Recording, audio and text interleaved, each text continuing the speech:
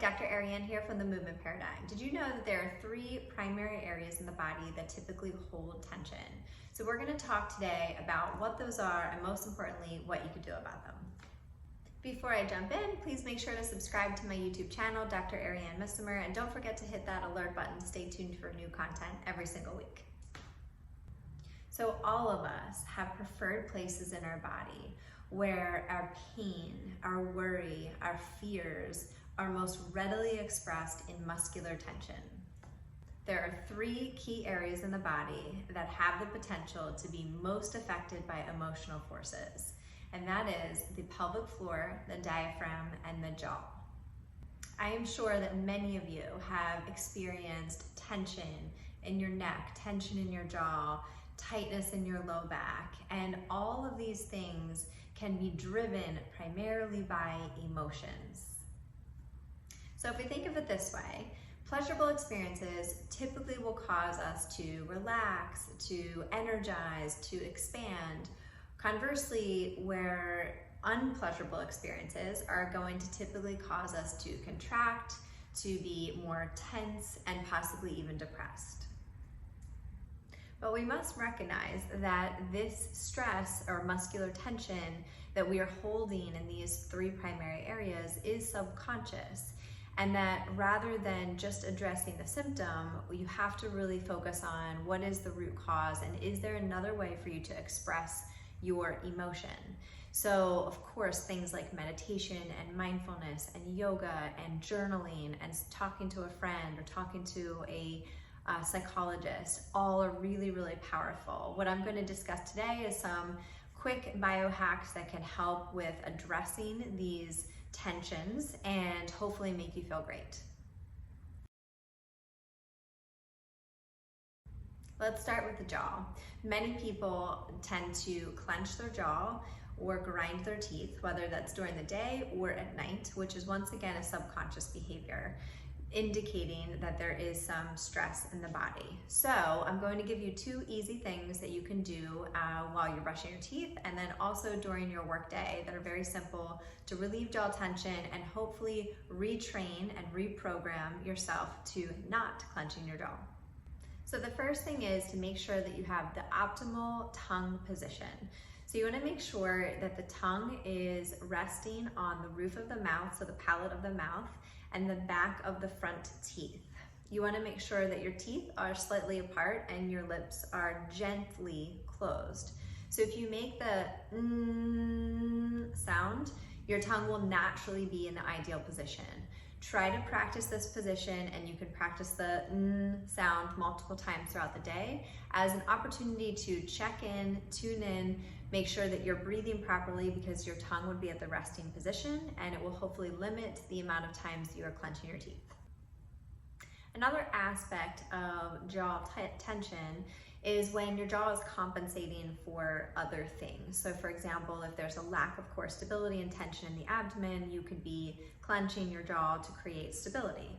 So you do want to be properly evaluated, but if you know that your jaw is tight, you can do this release. So in this case, you have your masseter, which is here, so you can feel this just right on the outside here.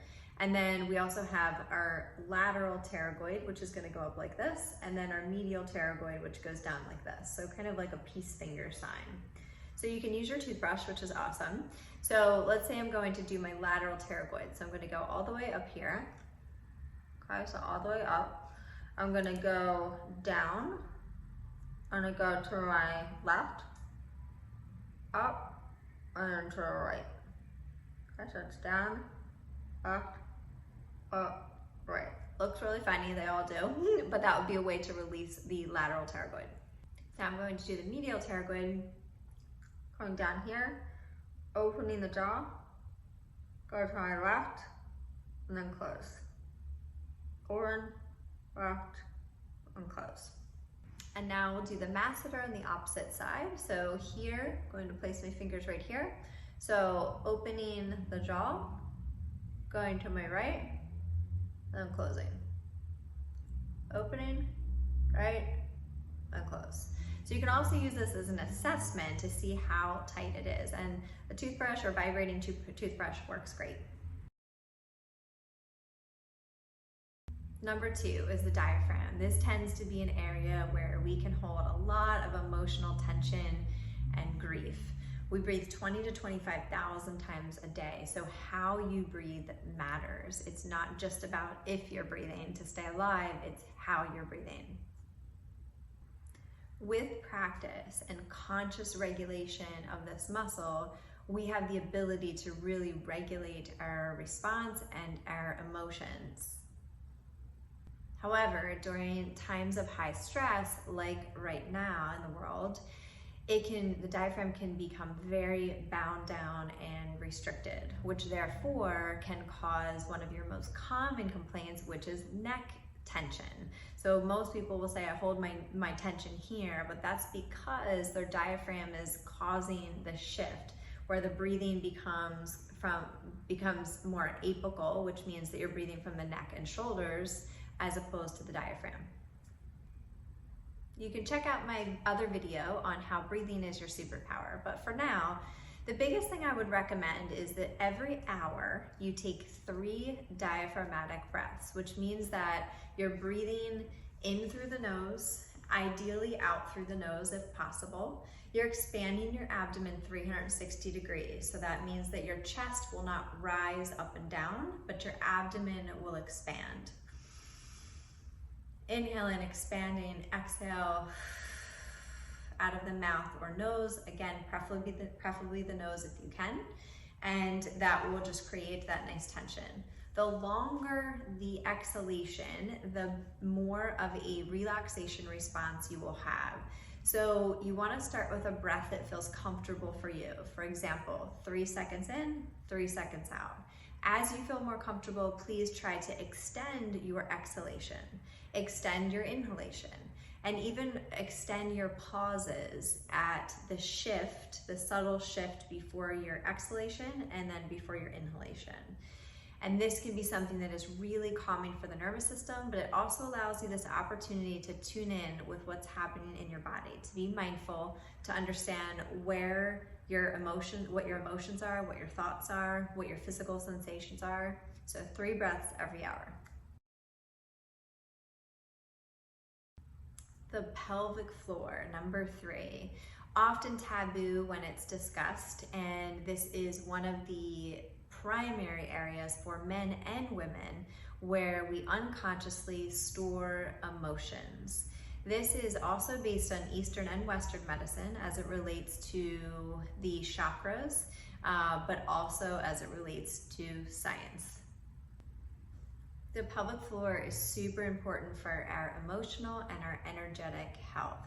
And the best analogy that I can give is if you think of dogs, which are mammals, when they are expressing their emotions, when they're fearful or they have done something wrong and the owner's upset with them, their tail tucks between their legs.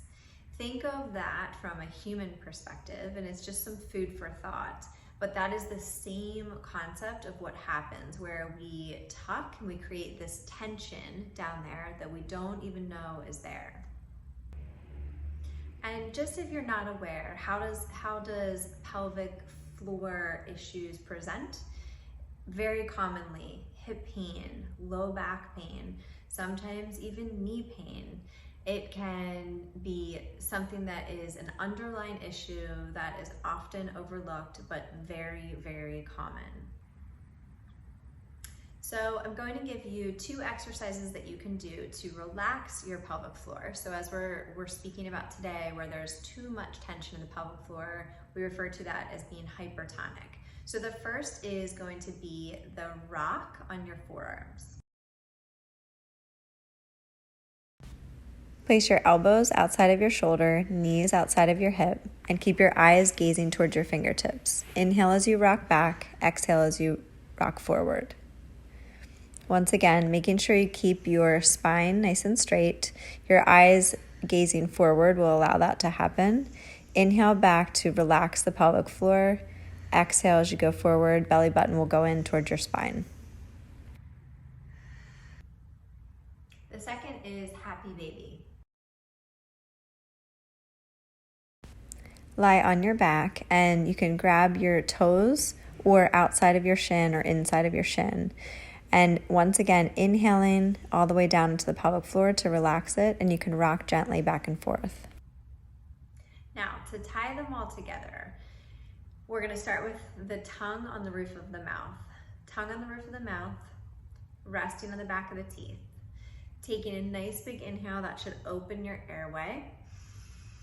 Filling up that nice diaphragmatic breath. As you inhale, your pelvic floor is relaxing. So the deeper your diaphragmatic breath, as that intra-abdominal pressure goes down, your pelvic floor is lengthening, relaxing. You exhale, everything goes in, kind of tightens up like a corset. So just your breath alone is going to, with the proper positioning, is going to address all of these areas of emotion or muscular tension. Then you would integrate that into the movement. So if you were doing the rock on the forearms, if you were doing the happy baby, you want to think about all of those aspects to try to dial it all together. All right, so there's 3 areas where you typically hold your emotions and what you can do about them. So please make sure to give these a try, especially during this challenging time. If you have any questions, please reach out. Thank you as always for your continued support. Don't forget to subscribe to my YouTube channel, Dr. Arianne Missimer. And if you've liked this and it's been helpful, please share it with your friends and family, and take care until next time.